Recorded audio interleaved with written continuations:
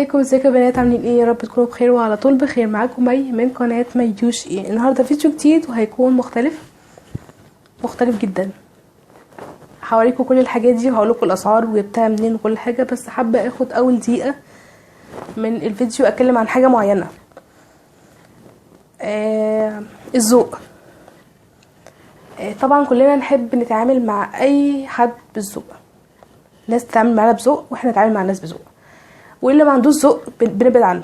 اكيد مفيش اي بنت او اي حد يحب يتعامل مع حد قليل الذوق. اكيد مفيش حد كده يعني.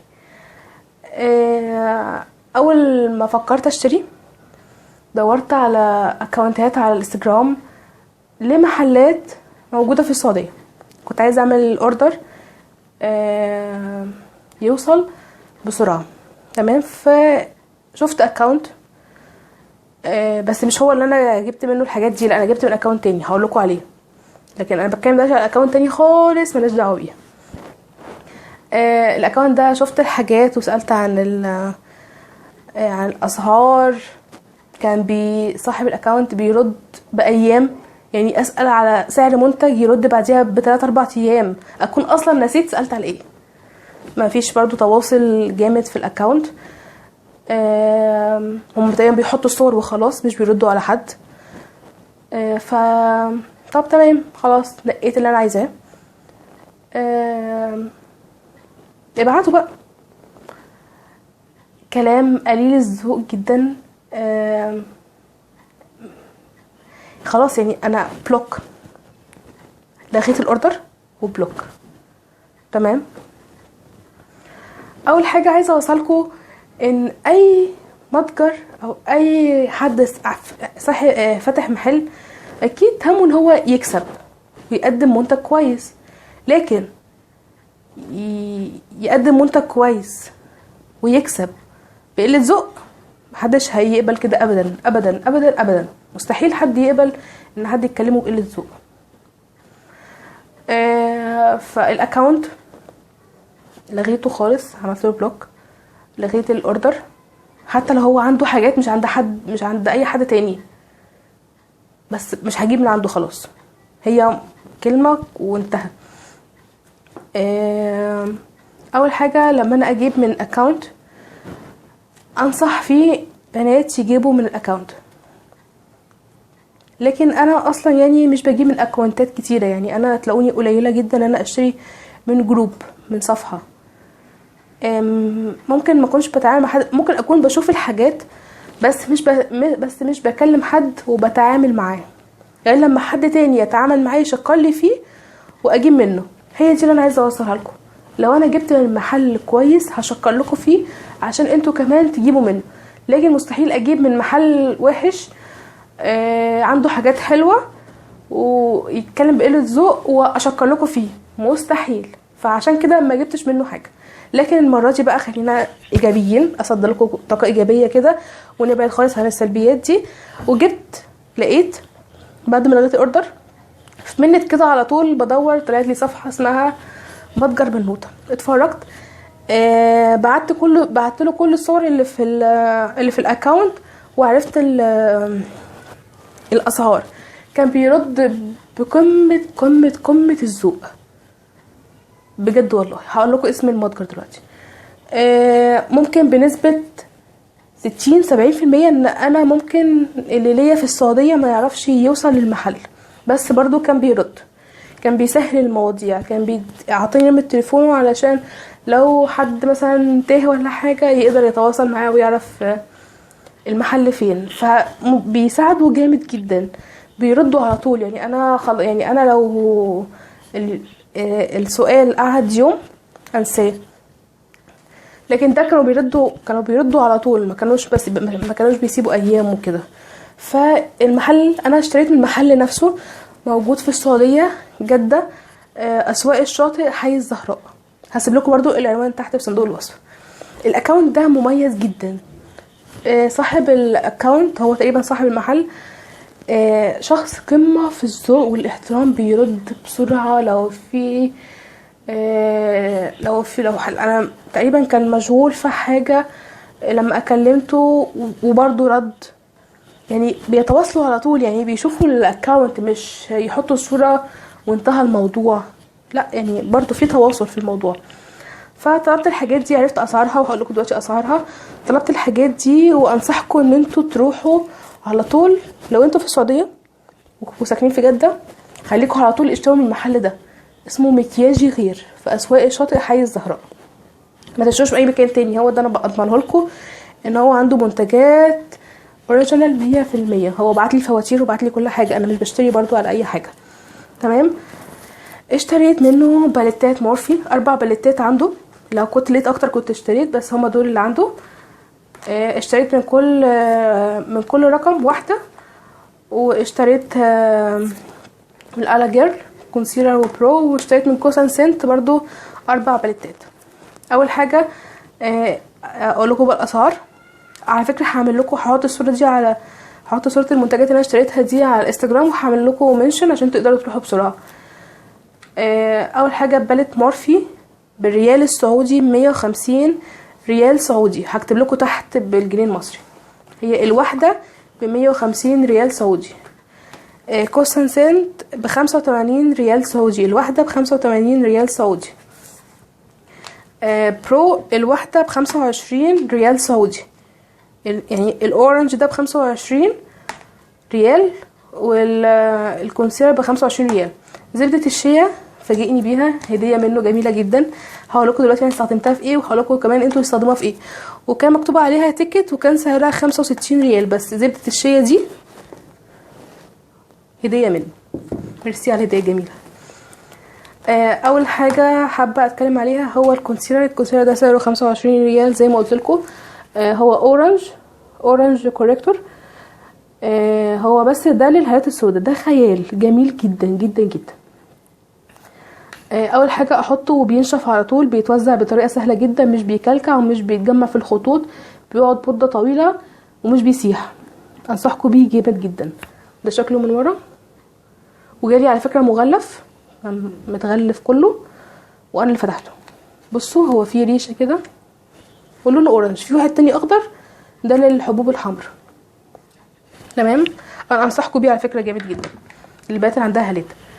ده كونسيلر درجتي فيه ميديم بيج. على فكره في كل البراندات درجتي في كل حاجه ميديم بيج، بس انا يعني انا عرفت كده بعد ما جبته. لكن انا لما جيت اخترت من صوره برضو هحطها لكم على الانستجرام. وهحطها لكم هنا كده صغيره، بس مش عارفه هتشوفوها بقى ولا ايه، بس هحط لكم الصوره الكبيره على الانستجرام. انا اخترت كده بايلك، يعني كنت خايفه يطلع فاتح قوي، كنت خايفه يطلع غامق، بس طلع درجتي بالظبط، يعني ده لوني بتاعي. برضو كان جاي مقفول برضو، وده برضو من جوه الريشه كده، سهله جدا على فكره في التوزيع. انصحكم بيه، هاتي درجتك، هحطلك الصوره تقدري تختاري منها. زبده الشيا انا قريت عنها وعملت سيرش كتير. هي افريكانو شيا بتر، زبده شيا افريقيه. تمام.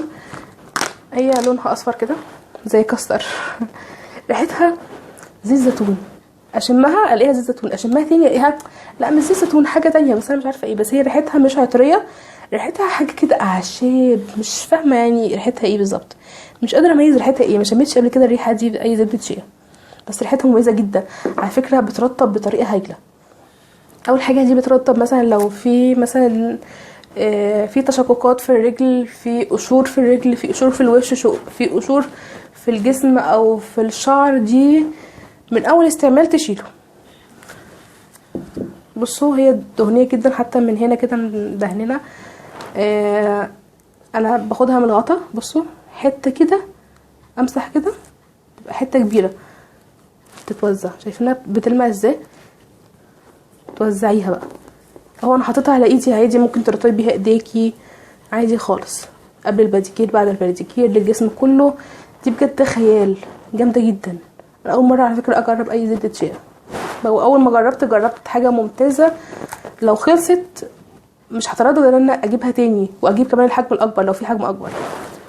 فانا انصحكم بزبده الشيا دي صيف وشتاء وعلى طول كده. تمام. باليتات مورفي جبت 4 باليتات، هقولكوا الدرجات بتاعتهم، وجبت 4 باليتات من كوسن سنت. يلا بينا بقى دلوقتي نشوف اول حاجه ايه. مورفي كوسن هادي بادي كل بادي شيل وحط كله على دي على دي. هنشيل مورفي ونشتغل دلوقتي في كوسن سنت. اخدت من كوسن سنت 4 باليتات من ريفنت، 1 و 2 و 3، والاخر واحده دي سموكي. هوريكم الدرجات دلوقتي. اول واحده هوريكم رقم 1. على فكره كل الباليتات بصوا مقفوله، فيها ستيكر حتى. واللي عجبني كمان ان هما بيحطوا في الموقع نفسه بيحطوا الحاجات دي علشان تحمي الباليت لو وقعت ولا حاجه. في بلاستيكه كمان اهي. هي دي الالوان، انا طبعا جربتها. شايفينها 20 لون. اول حاجه بنبتدي من هنا هو الاصفر اللي بنساوي بيه الجفن. بعد كده بينكات، بينك فيه شمر شويه وبينك فيه شمر جامد، لونين ممكن تصميم لون انتقالي. انا عن نفسي بحب الالوان الهاديه. تمام. في زي اللون ده بس شمر، في زي كاكاوي او بنيات فاتحه شويه كده، وفي لؤلؤي ابيض. اللؤلؤي ده في بني وبني ورمادي شويه وبني تاني. في لون ميكس بين الموف والبينك حلو جدا على فكره، عجبني. وهو كمان ده عجبني اكتر. الوان مختلفه واسود مط. الباليت دي فيها كام لون مط؟ 1 2 3 4 5، فيها 5 الوان مط و15 لون شمر. على فكره حجمها حلو جدا للسفر. في هنا مغناطيس عشان تقدر تقفل بسهوله، والورق بتاعها ورق مقوى يعني ما يتناش بسهوله. يعني ما تبص كمان لو قعدت معاكي كتير مش هتلاقي الورق ده مثلا خرج واتبهدلت وكده. وتاني باليت رقم 2 نفتحها مع بعض. على فكرة الباليتات دي كلها هيبقى ليها ريفيو خاص عنها، يعني اي باليت هيبقى ليها فيديو خاص. دي رقم 2 لونها بني كده. هي على فكرة حجمها برضو مناسب جدا، حجمها صغير. ايدي اهو ماسكاها بايد واحدة يعني. دي برضو الوانها مميزة جدا وعجبتني على فكرة، مفيش اي لون متكرر. هنا برضو في ابيض بس لؤلؤي شوية بس مش شمر قوي. هنا في لون بينك فاتح جدا، وهنا في سيمون موفات 3 الوان موفات بالتدريج شمر. في شمر شوية مط سوري، في شمر شوية وفي شمر جدا. جولد برضو موف والذهبيات البني. هي الوان كده ايه، تحسي ان هي ميكس كده. شايفينها؟ انا عاجبني جدا ده موف كده بيجمع بين الوان كتير، في جليتر كتير. في لونين هنا، في واحد نبيتي انا عجبني برضو على فكره النبيتي ده وهو مط، وبقيه الالوان شمر وطوبي وموف برضو شويه، وموف بتاعه ده زي ده على فكره بس ده مط وده شمر. حلو جدا برضو انصحكم بيها.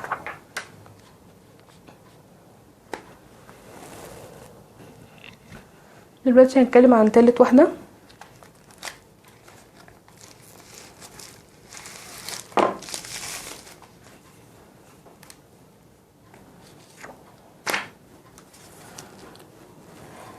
فيها برضو اول 3 درجات دول لون لؤلؤي او ابيض، في لمعة بسيطة كده ناتشورال كده خالص طبيعي جدا. في هنا برضو بينك او بيج تفهموش كده، هو ميكس بين الاتنين. بني ودرجات الشمر اللي انتوا شايفينها دي جولد. هنا لون، في هنا لون موف برضو جميل جدا، وفي لون رصاصي. شايفين الاسود اللي تحت ده، في برضو لمعة كده شايفينها خيال جميلة جدا. على فكرة لما شفت اللمعة دي افتكرت في شادو برضو كده عند فلورمار نفس الدرجة دي بس ده اقوى. تمام. في برضو موف، في بني الاندر تون بتاعه جراي شوية، في جولد وبني برضو في شمر. ده وده وده ده سوري وده وده وده فيهم من بعض، بحس ان فيهم من بعض بالذات ده في كده موف، في الوان كتيره شايفه حبيته جدا. واخر لون موف ده في شيمر بسيط. برضو انصحكم بيها برضو باليت كامله متكامله ان انت عايزه تعملي سهره، لو عايزه تخرجي بالليل، هي الوانها كلها بالليل.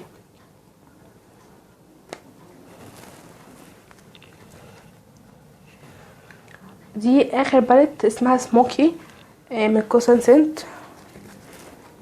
نشوف بقى الوانها ايه، هتعرفوا رأيي ان شاء الله، وهتشوفوا السواتش بتاعها في الفيديوهات بتاعت كل واحده. سموكي، متوقعين يكون فيها ايه؟ الوان سموكي معظمها غامق، مفيش بس غير لونين فاتحين، او ده بالذات فاتح، يعني الابيض ده هو الوحيد اللي فاتح تساوي بيه لون الجفن. في الجولد، في البنيات بدرجاتها، في شمر ومن غير شمر، ده مط، ده شمر شمر شمر شمر شويه. شايفين الكحلي؟ كحلي خيال، اللي هو ده جميل جدا. شفتوا اللمعه جميله جدا. اللونين موف واسود، مط كحلي،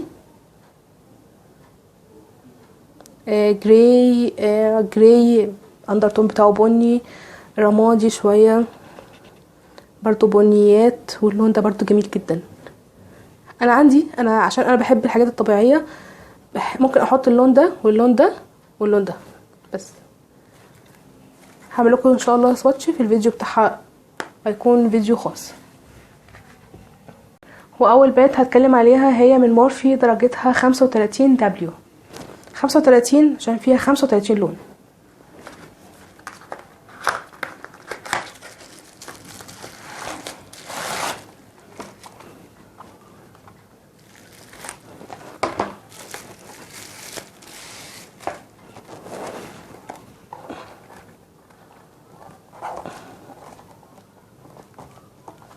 ثواني طب افتحها، اتفتحت بالسلامه الحمد لله.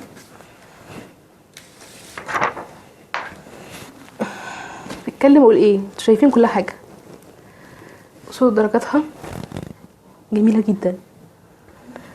اول الدرجات دي تحفه، كلها طبيعيه، حبيتها جدا. البيجات بدرجاتها اول صف دول 9، 1 2 3 4 5 6 7، حلوين جدا دول بالذات اول صف. تاني صف برضو حلوين، في اللون اللي هو الاوف وايت الغامق شويه مع الشمر خيال. في البينك ده جميل برضو كيوت كده. في الاورنج كلهم شمر. في بقى الاسود، شايفين الاسود ده؟ مفيش كده ابدا، مفيش كده، شايفينه؟ جميل جدا في سهرة بقى. الدرجات دي جميلة جدا، كلها شمر على فكرة. الباقيات كلها فكرة دي كلها شمر، من شمر قوي جدا لشمر متوسط لشمر يعني ضعيف شوية. بس الالوان كلها قوية على فكرة، مش محتاجة ابدا برايمر. وكمان ما تمسحيش على اللون، هو ضغطة بس على اللون بالفرشة، ضغطة مش مسحة. الالوان كلها قوية. اللون ده كمان جميل جدا في مناسبة نحاسي، حبيت جدا، وموفات ورصاصي ولبني، حلوة جدا. الموف كمان، الموف ده فيه كده شوية جليتر جولد، فحبيته جدا. ودي درجتها 35 دبليو.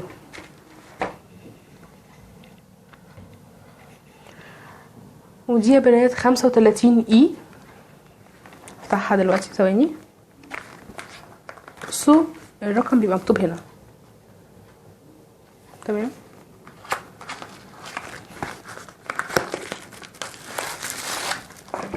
ويبقى كمان مكتوب على البالت من ورا.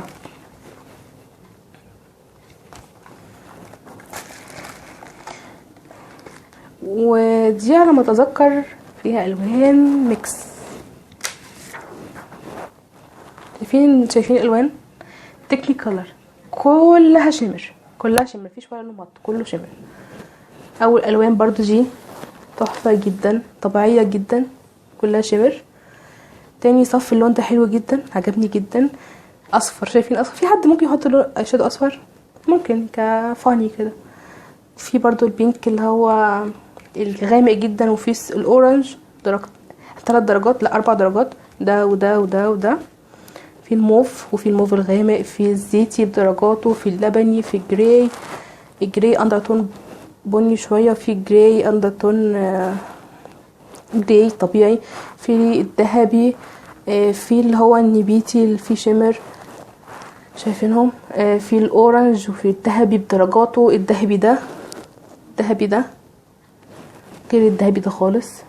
الذهبي برضو ليه درجات، في موفات، موف جميل جدا، في موف بينكي شويه ده حبيته برضو قوي. الباليت كلها جامده جدا.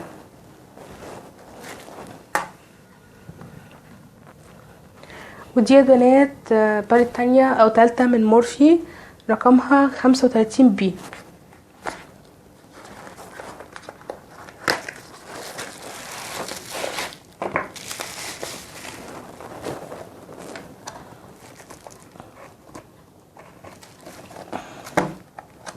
ثواني بتاعها جامده جدا. فتحتها معظمها موفات وبنيات، بس موفاتها غير. اللي عجبني بقى برضو اول صف، بس ما عدا ده كده فاتح شويه، بس ده وده وده وده وده وده عجبوني. والصف ده كمان عجبني جدا، شايفينه كده عجبني جدا. شايفين اللون ده الموف اللي فيه جليتر الوان حلو جدا. الاسود مط. اول هنا كده موفات، وهنا موف وموف وموف وموف وموف، بقية الالوان بنيات. وفي هنا برضو ذهبي شوية او ذهبي اوف وايت غامق، في برضو شمر. جميلة جدا، حبيتها قوي. حبيت كمان اللونين دول مط. ممكن كمان لون انتقالي حلو قوي.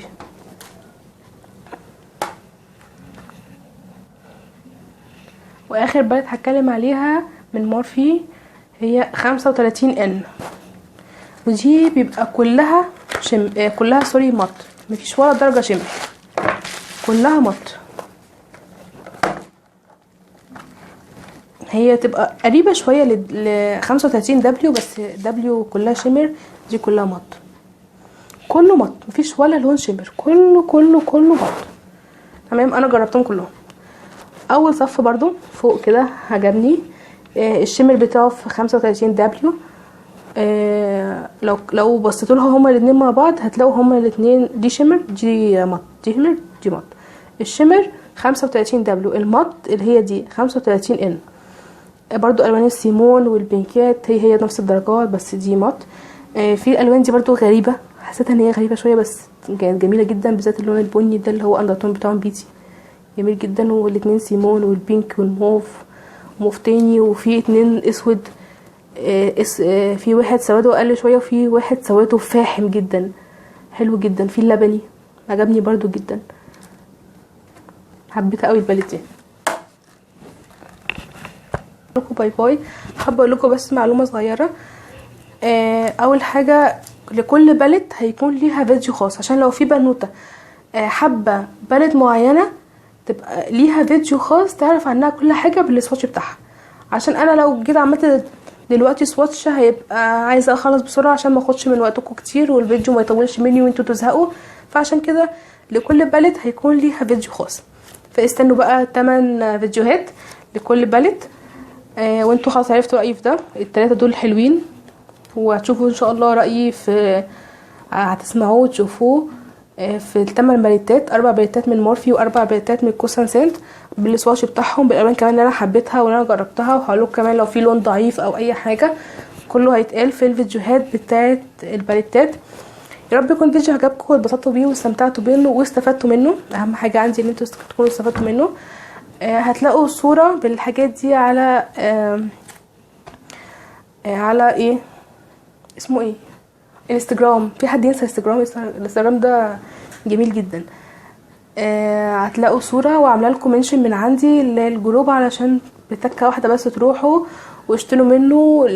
لو انتوا عندكم قرايب في السعوديه اعملوا اوردر يوصل لهم.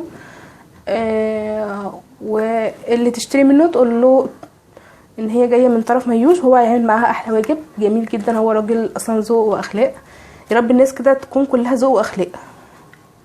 تمام. شكرا على المتابعه يا بنات. ان شاء الله نتقابل فيديو جديد. استنوا بقى الثمان بناتات دي. لو في اي بنوته حابه تسالني اي سؤال تتفضل تحت طبعا في الكومنتات وانا على طول هجاوبها. ان شاء الله نتقابل فيديو جديد. طبعا ما تنسوش بقى تتابعوني في سناب شات وانستجرام، لان سناب شات هيكون ممكن يكون فيه لوكات في السناب شات، وفيسبوك وجروب الفيسبوك. شكرا يا بنات على المتابعه، واخدت من وقتكم كتير بقى، معلش انا اسفه. باي باي يا بنات، مع السلامه.